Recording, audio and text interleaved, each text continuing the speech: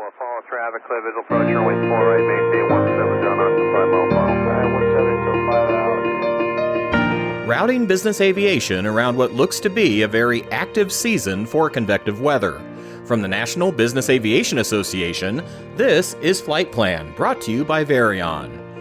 I'm Rob Finfrock with your trusted source for the very latest business aviation news and information.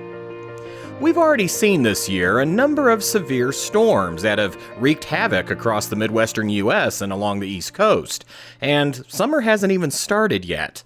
That will undoubtedly keep personnel at the FAA's Air Traffic Control System Command Center quite busy managing the flow of air traffic around those storms and across the National Airspace System. NBAA is honored to have a team at the ATC SCC working alongside not just FAA personnel, but also representatives from the National Oceanic and Atmospheric Administration and the National Weather Service. And today I'm joined by two of those professionals. Mitch Scott is a specialist with NBAA Air Traffic Services, or ATS, and Wes Adkins is a National Aviation Meteorologist for the National Weather Service's Aviation Weather Center.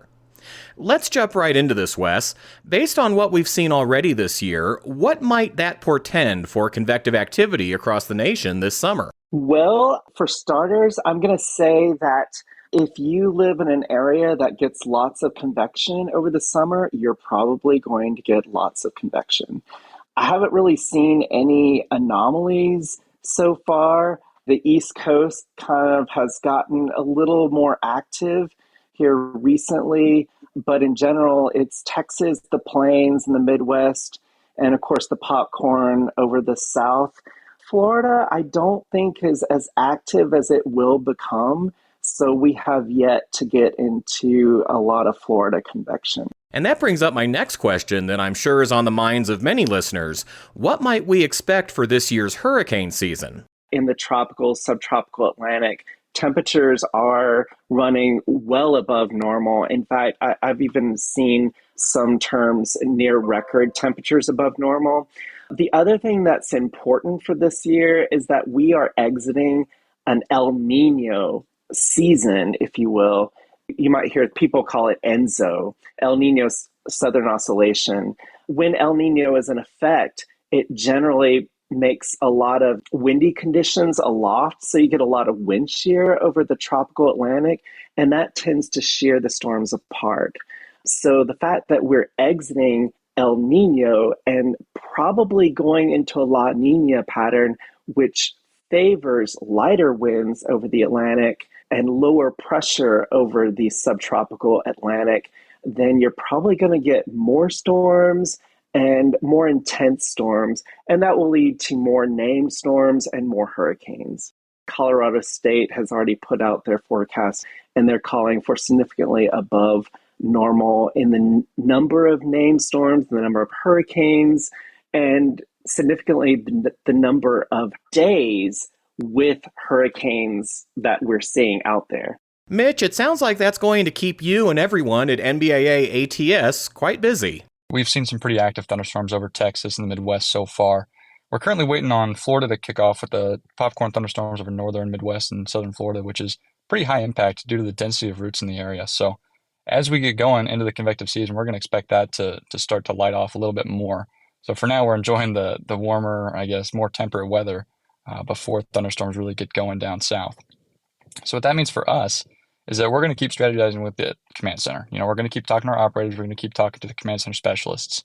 And we're going to try to find the best ways to interact with the thunderstorms and, get through the weather, get around the weather, and get the most throughput in and out of the fields across the country as local weather impacts occur. We're looking at a pretty interactive season between operators and weather and then ourselves and the operators. There's going to be a lot of communication going back and forth as far as what plans do the command center have around the weather as the weather moves into terminal areas like New York. And so communication is really going to be the key for us, passing along what the command center is deliberating to our operators to give them the best idea of what to expect on any given day. More of our conversation in a moment, following this word from our sponsor. Take your aviation operations to new heights. Introducing Aviation, formerly known as ATP, your ultimate partner in achieving maximum aircraft uptime. At Varion, we understand the challenges faced by everyone in aviation. Our industry-leading technology solutions revolutionize aircraft management, so there's no more waiting, no more wondering, and no more wasted effort. Get real-time visibility of your maintenance, inventory, operations, and regulatory data right at your fingertips with an easy-to-use system, backed by a team of experts with deep aviation knowledge offering 24/7, 365 support. After 50 years in the business, we have built a growing reputation for getting our customers more aircraft uptime. That's why thousands of aircraft operators worldwide have already discovered the power of Varion.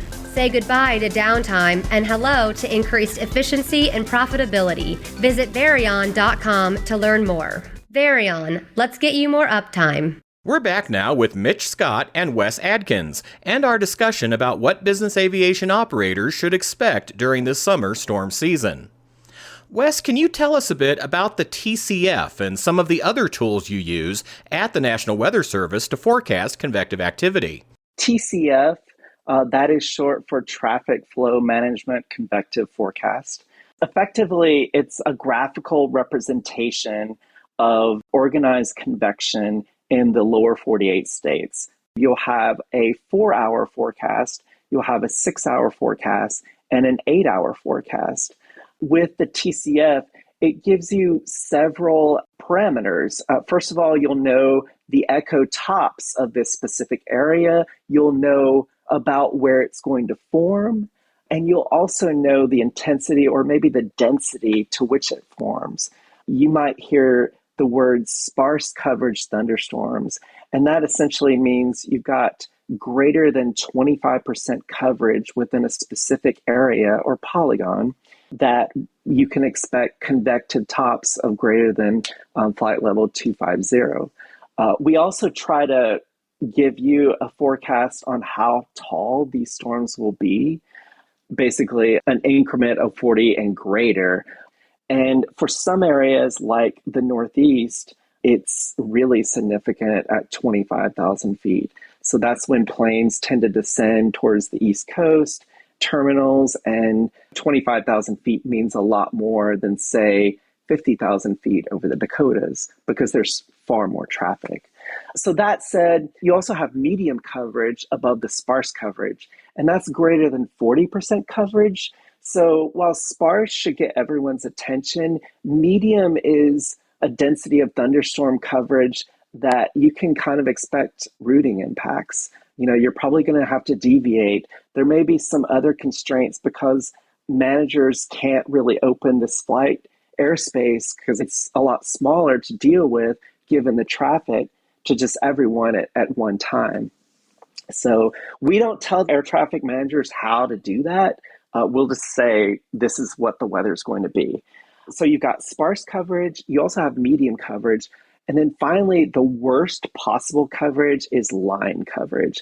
And line coverage is essentially 75% greater coverage within the polygon, but it also has to be 100 nautical miles in length. So that presents kind of the highest obstacle to air traffic as far as thunderstorms go. The other thing that's important to know is that the TCF is a collaborative process. Aviation Weather Center within the National Weather Service has a big office in Kansas City, and we have a dedicated convective forecaster 24/7 that looks at mechanisms for the development of convection, that looks at trends, that looks at where what we thought was going to happen isn't happening, and will constantly adjust the forecast. They'll issue this forecast every 2 hours.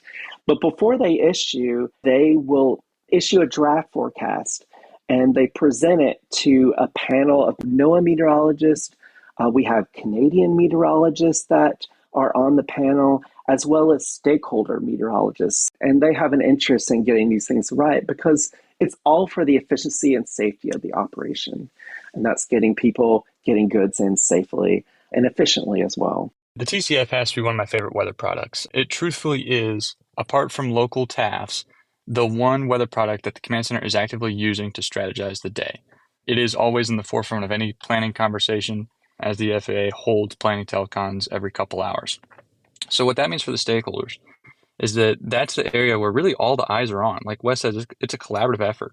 You've got center CWSUs, you've got national meteorologists, you have FAA command center staff, and you have airlines who are all contributing to this process in order to produce these polygons, these shapes on a national map of where they think the storms are going to be. It truthfully is what I think is the highest confidence forecast for convective weather activity.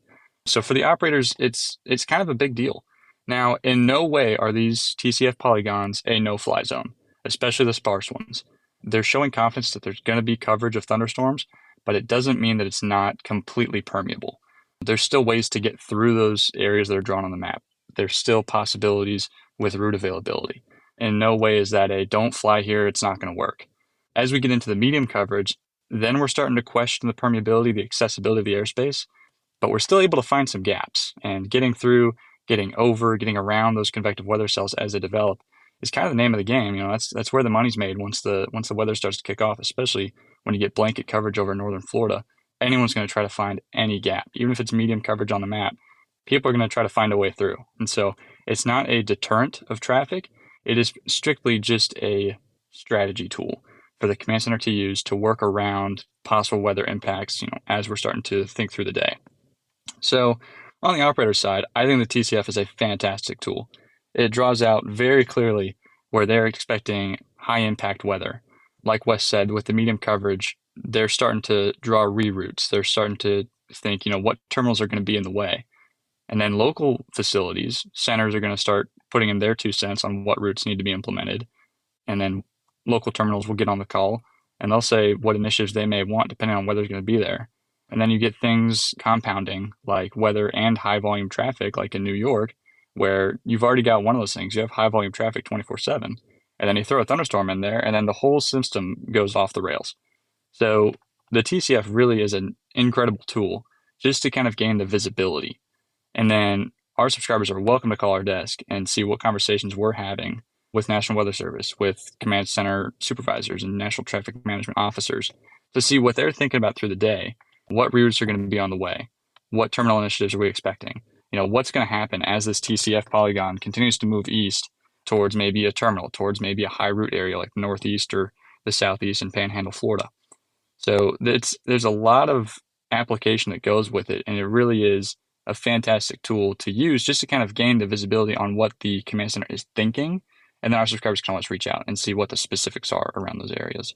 Like Mitch just said, it's great being interactive with air traffic managers, but also it's good to be interactive with Mitch and some of the other stakeholders because it gives the weather people clues as to, okay, where is most important today? What are we dealing with? What are we most concerned about?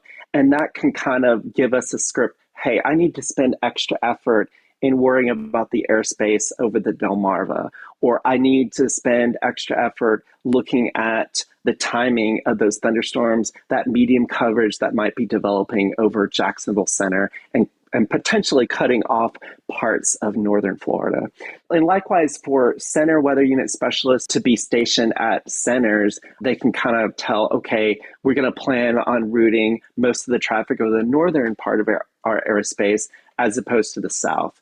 And they can plan and use other things that they know of, like VIP movements, like staffing triggers, or just anything like that to say, okay, how can we best use this information to make everything efficient? Wes, another tool available to both command center personnel like you and Mitch and to pilots is the National Weather Service's Aviation Weather Center website, which was thoroughly revamped just last year. Tell us about it.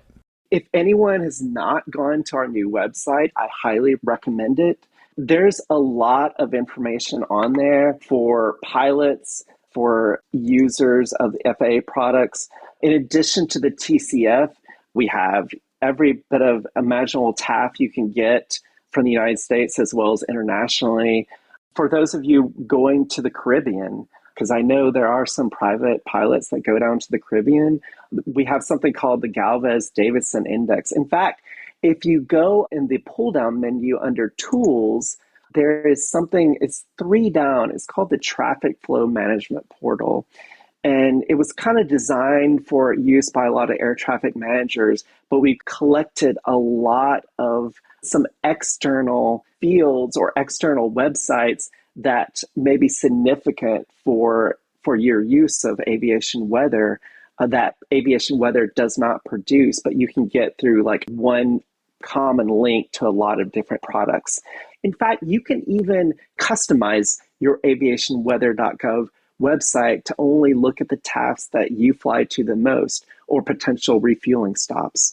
So there's a lot of different pieces of information. Ozone, you can even look at the Joint Typhoon Warning Center for Hawaii and like Guam and places like that. Upper air winds. So we've got a lot of stuff there. Indeed. I haven't flown as PIC in a while, but aviationweather.gov has become my go-to weather website, period. It's a great resource. Mitch, what are some ways the NBAA ATS team helps flight crews go beyond what they can search for on their own? We provide a pretty unique service being on the command center floor. We know what conversations are happening. And even if there's something we're not hearing that maybe an operator's calling us about and wondering about a specific area that maybe wasn't on our radar, we can go and start asking questions. We can get to the bottom of it. We can ask Wes or the other national meteorologists that are on the floor with us there. And then we can go talk to the regional specialists that handle en route and terminal impacts and get their minds on it. And they can talk to the facilities.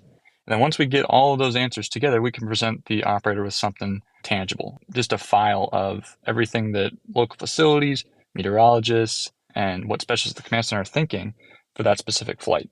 There's all kinds of questions that are going to come out as we get into convective weather season across the country. And usually we see most of our, I don't want to say headaches, but it seems like we really start pushing the throttle a little too hard with weather once we start seeing impacts in the Northeast and in Florida. You know, we know the East Coast routes are always packed full. Someone's metering over some fix in and out of New York.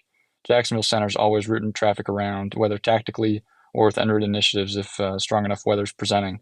And so having some eyes and ears in the command center is more than helpful for our subscribers. You know, we're seeing what's coming down the pipeline. We're hearing the conversations that are happening between regional specialists and local facilities, local weather, national weather. You know, we're putting all the pieces together in that single room.